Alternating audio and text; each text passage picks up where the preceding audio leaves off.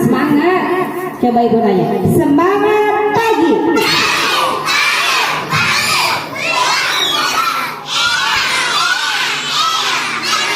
Allahu Akbarnya mana? Allahu Akbar. Ulangi. Semangat pagi. Allahu Akbar. Tepuk semangat. We are the best, the best, the best. Ada apa? Ada manusia yang pernah ditolong oleh iblis. Namanya Umi Maktum. Abdullah bin Umi Maktum. Itu adalah seseorang yang hidup di zaman Nabi Muhammad SAW yang tadinya tidak memeluk Islam, tapi akhirnya memeluk Islam karena memang penyebaran Islam itu disampaikan dengan jalan yang baik, dengan cara yang menyampaikannya baik-baik, sehingga banyak orang yang tadinya tidak mau memeluk Islam jadi mau, ya. Dan Abdullah bin Umi Maktum ini adalah seseorang yang tidak begitu terkenal, tapi membuat Nabi Muhammad ditegur oleh Allah karena mengabaikan Abdullah bin Umi Maktum, ya. Sehingga turunlah salah satu surat di Al-Quran di juz 30, namanya surat Abasa. Abasa wa tawalla al-ja'ahul a'ma. Abasa itu artinya bermuka masam. Kalau bermuka masam, baut, mukanya kecut, tidak senyum, tidak ramah, baut. Padahal Nabi Muhammad tidak sengaja, ya. Nanti kita sebelum ke iblis ya, nanti dulu. Abdullah Nabi Muhammad nih sedang menyampaikan anak soleh. Mau mendengarkan tidak? Nabi Muhammad seseorang yang dicintai Allah, seseorang yang dijamin masuk surga oleh Allah, pernah ditegur oleh seseorang namanya Abdullah bin Umi Maktum. Turun surat Abasa.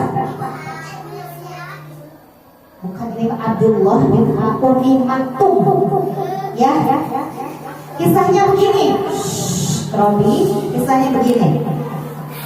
Pada suatu ketika Nabi Muhammad itu sedang berdakwah di suatu tempat, ya, menyampaikan tentang Islam itu bagaimana. Tiba-tiba datanglah Umi Maktum ke dalam orang tersebut, lalu menghampiri Nabi. Tetapi karena Nabi Muhammad sedang fokus,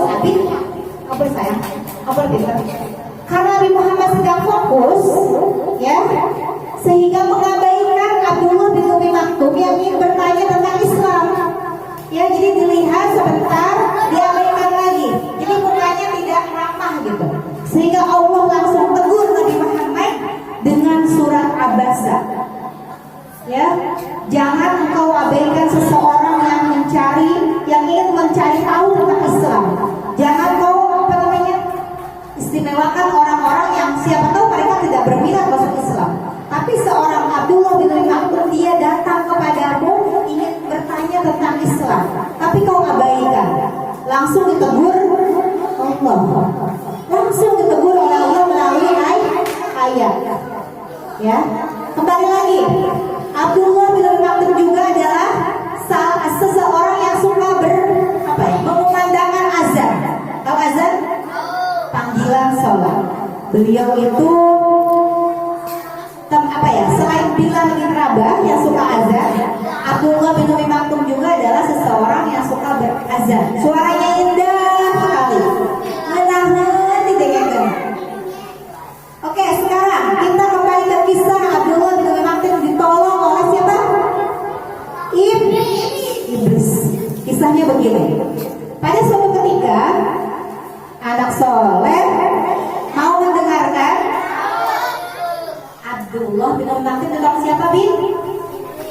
iblis. Dengarkan ya, kisahnya begini. Suatu ketika Nabi Muhammad menyampaikan kepada umat manusia bahwasannya kalau azan sudah berkumandang, segeralah ke masjid sholat bagi laki-laki. Kalau perempuan di rumah, ya. Gitu. Setelah mendengar perintah tersebut, Abdullah bin Umi Maktum datang kepada Nabi Muhammad. Wahai Nabi Muhammad, apakah perintah sholat itu berlaku untukku juga? Kenapa wahai Abdullah bin Umi Maktum, kata Nabi Muhammad? Karena aku kan orang yang cacat, aku tunanetra, aku tidak bisa melihat. Bagaimana mungkin aku bisa datang ke masjid? Kata siapa? Abdullah bin Umi Maktum. Tetapi kata Nabi Muhammad, apakah engkau orang Islam? Apa-apa, anginnya kencang. Alhamdulillah. Sederhana. Ya, biarin. Happy, soleh. Udah biarin sayang. Duduknya bisa siapa? Duduk sila. Duduk sila. Mana silanya coba sila? Sila. Ya sila. Duduknya. Perempuan mah emok. Ya, gitu. Ya. Kata Nabi Muhammad, udah siap ya? Kata Nabi Muhammad, apakah engkau orang Islam? Ya, kata Abdullah bin Maktum. Kalau engkau orang Islam, maka diwajibkan untuk datang ke masjid untuk mengerjakan sholat, meskipun dalam keadaan merangkak. Tahu nggak merangkak? Rayap. Maka laki-laki itu harus ke masjid, sholatnya wajib ke masjid. Ya, akhirnya anak soleh. Setelah mendengar perintah bahwasanya laki-laki itu harus sholat ke masjid, akhirnya Abdullah bin Umi Maktum meskipun sedang buta, tidak melihat, dia selalu datang ke masjid. Sampai suatu ketika, karena jaraknya lumayan jauh, kakinya tersandung batu sampai dia berdarah. Ya, kakinya berdarah. Nah, setelah itu, karena dia ingin terus datang ke masjid, memaksakan diri, walaupun kakinya berdarah-darah, habis jatuh sakit, tetap datang ke masjid. Soalnya sholat, karena tadi perintah oleh Nabi Muhammad ya, dan perintahkan oleh Allah langsung. Akhirnya sholat seperti biasa, dibersihkan, sholat seperti biasa. Esok harinya ada yang aneh. Ketika Abdullah bin Umi Maktum itu berjalan, karena kan di Mekah ya, tangannya ada yang memegang. Ada seorang pemuda yang mengantarkannya ke masjid sampai beberapa hari. Akhirnya karena penasaran, Abdullah bin Umi Maktum bertanya, wahai pemuda, siapakah engkau yang selalu menolongku setiap hari datang ke masjid? Kalau kau sebut namanya, maka akan aku doakan kau saat aku sholat. Kata pemuda tersebut, wahai Abdullah bin Umi Maktum, kau tidak perlu tahu siapa aku. Kenapa demikian? Karena aku tidak butuh doamu. Abdullah bin Umi ya, hah? Kok begini? Kenapa engkau tidak mau didoakan olehku? Kata siapa? Abdullah bin Umi Maktum, aku tidak butuh doamu, pada pemuda tersebut. Sombong sekali kau. Aku kan ingin mendoakanmu supaya hidupmu selamat, kemudian penuh kebahagiaan.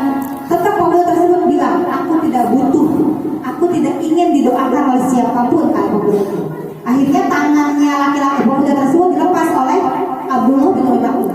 Oke, mulai hari ini meskipun aku buta, tapi aku tidak mau lagi diantar ke masjid. Aku juga bisa datang sendiri ke masjid. Terus kata pemuda tersebut apa? Wahai Abdullah bin Umi Maktum, apakah engkau mau tahu siapa aku? Siapa memang kamu sebenarnya? Kata Abdullah bin Umi Maktum, aku adalah iblis. tidak dulu? Kalian tidak? Kaget. Iblis, wah iblis, kenapa kau menolongku? Padahal tugasmu itu kan menggoda manusia supaya tidak datang ke masjid, supaya tidak sholat ke masjid. Kenapa kau menolongku?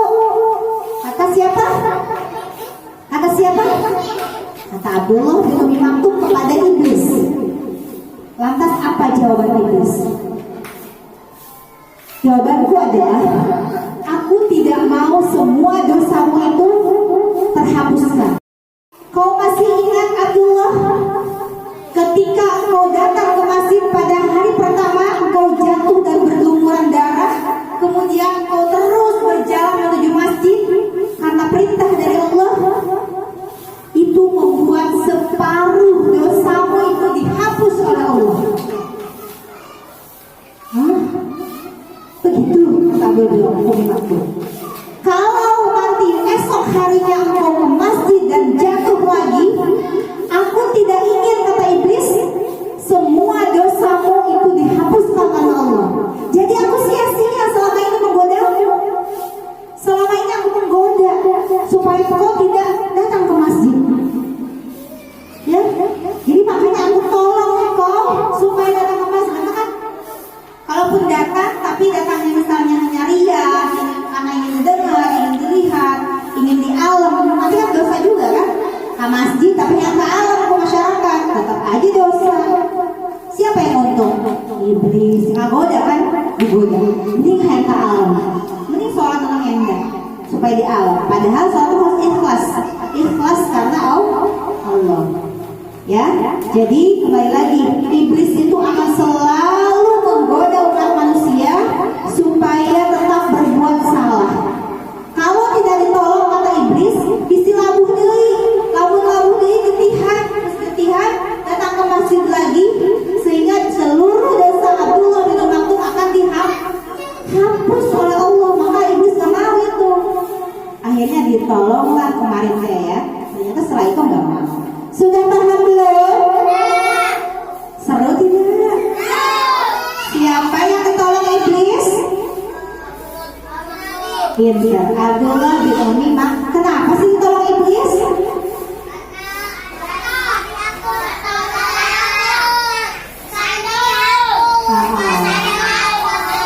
Kalau nggak ditolong, nanti semuanya dihapus. Siapa yang rugi?